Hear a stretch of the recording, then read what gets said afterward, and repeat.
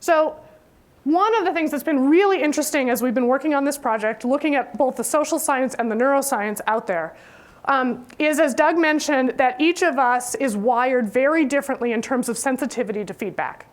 And we took a look at 3 key variables that drive your reactivity or sensitivity to feedback. The first is what's called baseline. And in the literature, this is sometimes called set point. The idea here is that if it's a scale of 1 to 10, each of us generally gravitate back to a particular level of happiness or satisfaction in life.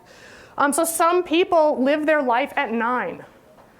They're like incredibly cheerful and happy about everything, like irrationally happy about that great cup of coffee that they had this morning. Other people live their life at 2. They're just always a little chronically dissatisfied. Now, why does this matter? Oh, by the way, this comes from studies of people who win the lottery, and a year later they're about as happy or unhappy as they were before. Also, people who go to jail. A year later, they're about as happy or unhappy as they were before. Okay? So this is sort of where you gravitate back for in the absence of other events. One of the reasons baseline is important is that if you do have a relatively low baseline, like you're a 2 or a 3, positive feedback can sometimes be muffled for you. You won't hear positive feedback as clearly.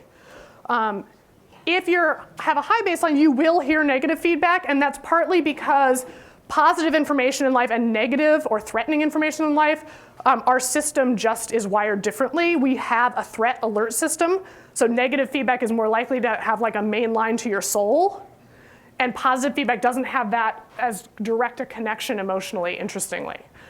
The second factor is what we call swing. So in the wake of positive or negative feedback, how far do you swing, negative or positive? Your team gets the same piece of feedback.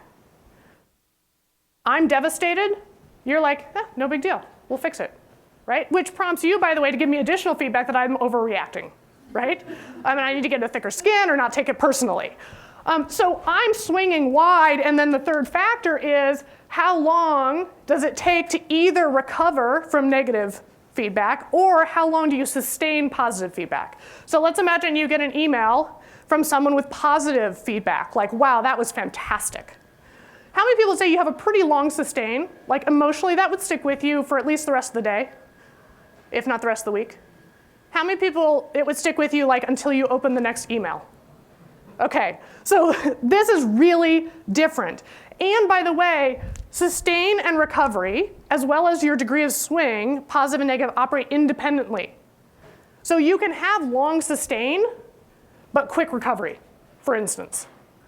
Or you can have short sustain and very long recovery. If you have short sustain and pretty long recovery, feedback is really threatening because the positive stuff just doesn't stick, no matter how genuine or important it is, and the negative stuff really takes you a long time to recover from.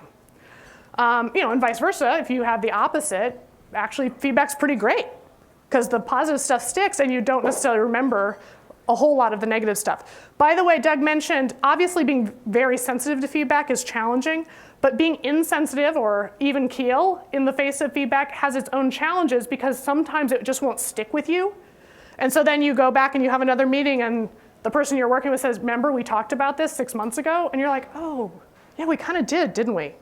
Because your emotion, the degree of emotion you have in the experience affects how you remember it and how easily you can retrieve it. It puts like a big red tag on it so that you can retrieve it easily.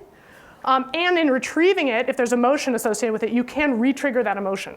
So you feel terrible or anxious or whatever again when you remember it. So if you don't have a lot of swing, it may not stick with you. Okay. One more thing about why it matters, how sensitive you are. If you are in the depths of a big negative swing, really upset by feedback, it changes your sense of the feedback itself. So it changes both your sense of the feedback, it gets supersized, and your sense of who you are. And one of the things that happens is what we have dubbed the Google bias. Because it is as if you get one little piece of feedback, it's discrete. Do people know what Google is, the search engine? And it's as if mentally and emotionally you actually Google everything that is wrong with me. okay? And you get 1.2 million hits. There's sponsored ads from your father and your ex, okay? And suddenly you can do nothing right. Your sense of yourself, as well as how important this is, changes. And we call it a bias because, of course, as you guys know, what you get hinges on your search term. So you are not searching things I'm handling pretty well. If you did, you'd get 5.2 million hits, and you would have a more balanced sense of yourself.